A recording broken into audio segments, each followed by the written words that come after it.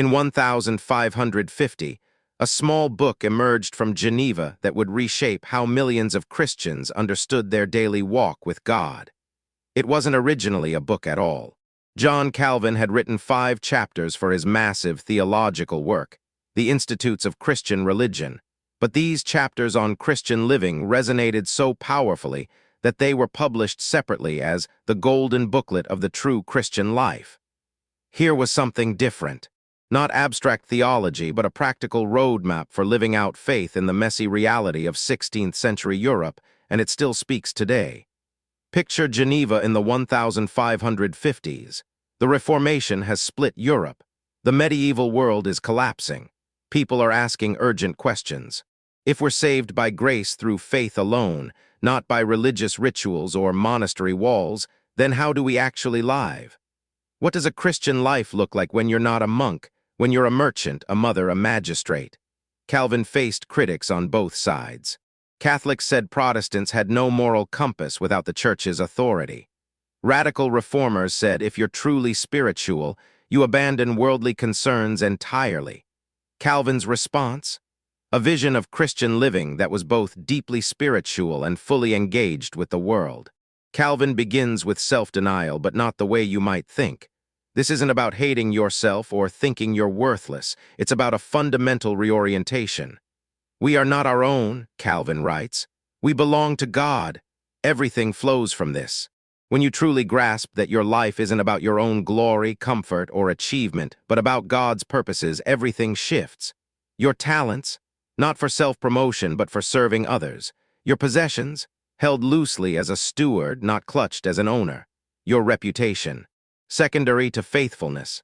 This self-denial isn't grim asceticism. It's the freedom that comes from knowing your identity is secure in Christ, so you don't have to spend your life trying to prove yourself or protect yourself. From self-denial, Calvin moves to the cross. Not just Christ's cross, but ours.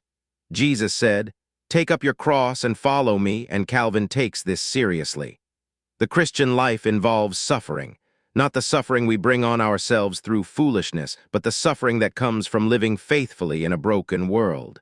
Loss, disappointment, persecution, illness, these aren't interruptions to the Christian life. They are part of how God shapes us. Calvin knew this personally. He battled chronic illness, faced opposition from enemies, lost his own child in infancy. But he saw suffering through a gospel lens. It humbles our pride, teaches us to depend on God rather than ourselves, conforms us to Christ's image, and prepares us for glory. The cross isn't the end of the story. It's the path to resurrection. This brings Calvin to what might be his most countercultural point, meditation on the future life. In an age obsessed with productivity and achievement, Calvin says, think about death. Think about eternity. Not in a morbid way, but as the corrective to our earthly obsessions. When you remember that this life is brief and the next is eternal, it changes your priorities. You're less devastated by temporary setbacks, less intoxicated by temporary successes. You invest in what lasts. You care more about character than comfort. Calvin isn't saying the present doesn't matter. He's saying it matters in light of eternity. The merchant who cheats customers, the ruler who oppresses subjects, the neighbor who nurses grudges, they're trading eternal weight for temporary vapor. The future life isn't an escape from earthly responsibility. It's the framework that shows us what truly matters now. So does this mean Christians should just wait for heaven and ignore earthly goods? Absolutely not, and this is where Calvin's wisdom really shines. In his chapter on using the present life, he navigates between 2 extremes.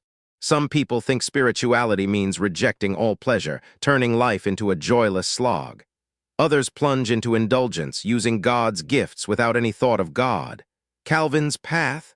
Gratitude and stewardship. God created this world and called it good. Food, beauty, friendship, intimacy, art, all these are gifts meant to be enjoyed. But enjoyed rightly, with thanksgiving to the giver in ways that serve love of God and neighbor without becoming enslaved to them. You can enjoy a good meal without gluttony, appreciate beauty without vanity, celebrate friendship without idolatry.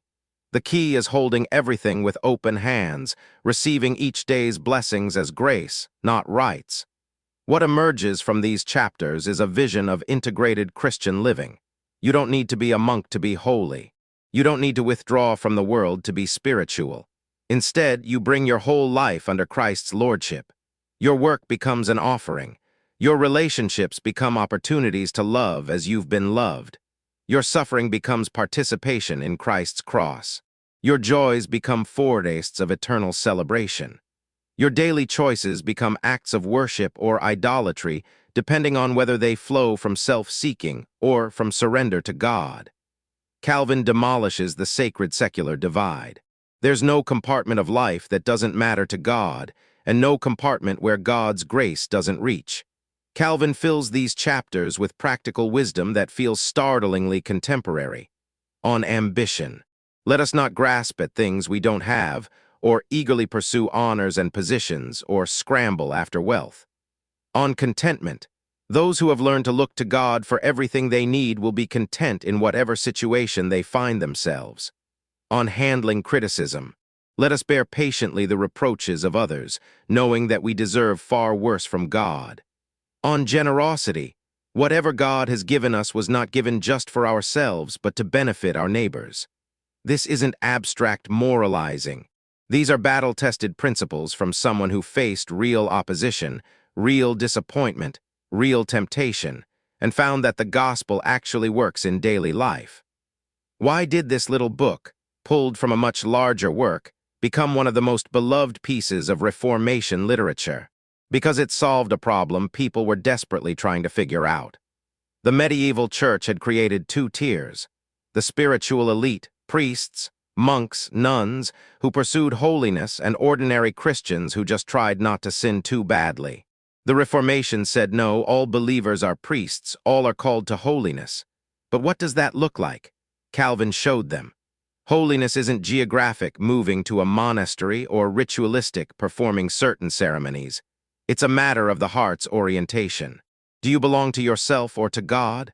Are you living for earthly recognition or eternal reality? Are you using God's gifts with gratitude or with greed? These questions apply to everyone, everywhere, in every vocation. The Golden Booklet has shaped Christian spirituality for nearly 500 years. It influenced Puritan devotional life, inspired missionary sacrifice, guided political reformers who worked for justice while refusing to worship worldly power. John Wesley carried it. Charles Spurgeon quoted it. Even today, in our age of distraction and consumption, Calvin's call to self-denial, cross-bearing, eternal perspective, and grateful stewardship speaks powerfully. We still face the same temptations: to live for ourselves, to worship comfort, to despair in suffering, to either reject God's good gifts or make idols of them. And we have the same gospel resources: identity in Christ that frees us from self-obsession, a cross that transforms suffering into formation, an eternal hope that relativizes earthly troubles, and a good Creator whose gifts we can enjoy with thanksgiving.